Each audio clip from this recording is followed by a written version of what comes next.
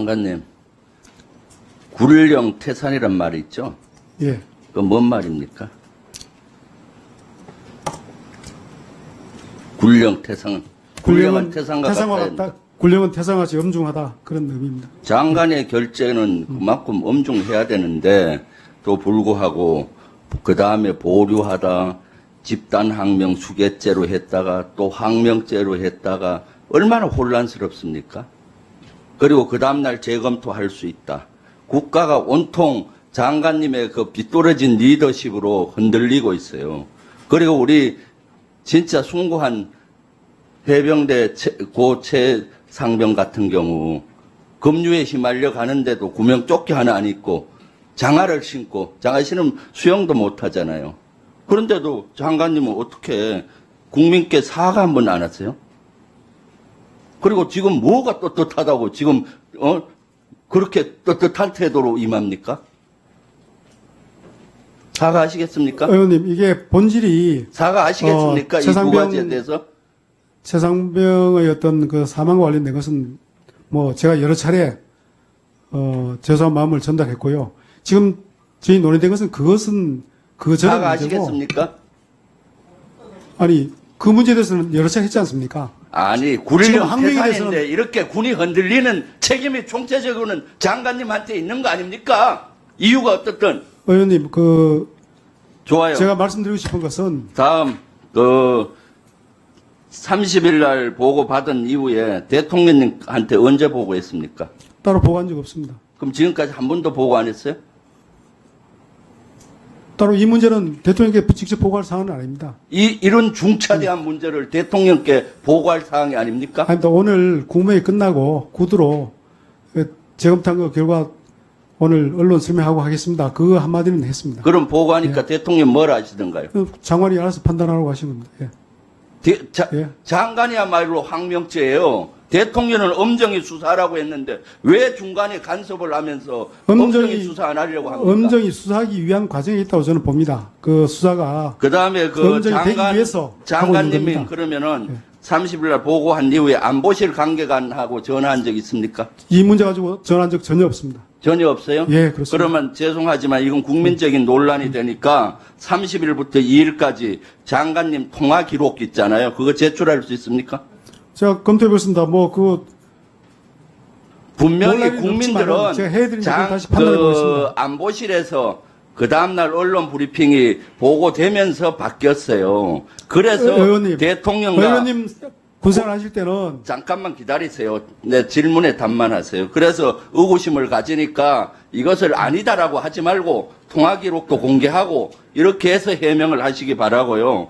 두 번째, 직권남용 저는 해당된다고 봐요. 왜냐? 지금 법에도 군사경찰을 지휘하는 부대장은 수사의 공정성을 확립하기 위해서 독립성을 보장해야 된다고 해요. 해병대에서 수사한 거를 장관님이 재검토하라 또는 법무관리관이 혐의 사실을 엿는 방법도 있다, 없다 이렇게 가르쳐 주는 것 자체가 직권남용인 거예요. 동급에서는 조언이 될 수 있지만은 굴령 태산인 장관이나 장관의 참모가 그렇게 얘기하는 것은, 그리고 차관이 4번이나 전화해서 회유하고 이러한 사항을 상식적이지 않잖아요. 장관님의 명령은 만약 보류한다 그러면 사령관한테 전화 한 번 하고 지시로 장관 지시사항 언제까지 보류할 것 됐으면 안 일어날 것을 구차하게 부사령관 불러서 설명하고 이런 적이 있나요?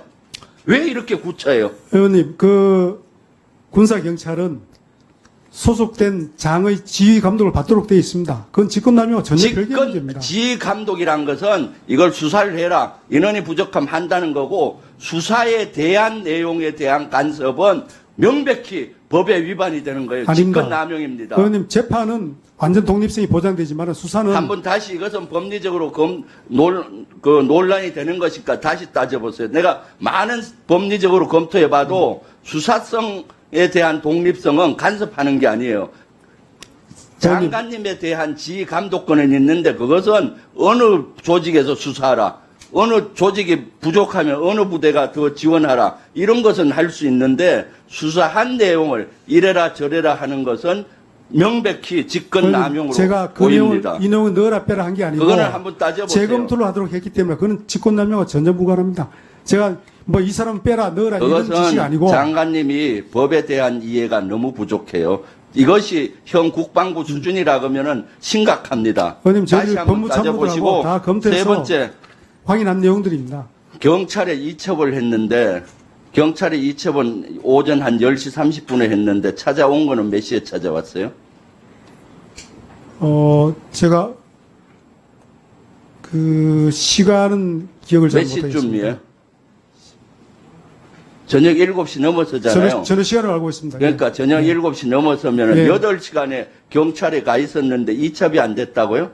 그러면은 경찰은 직무유기입니다.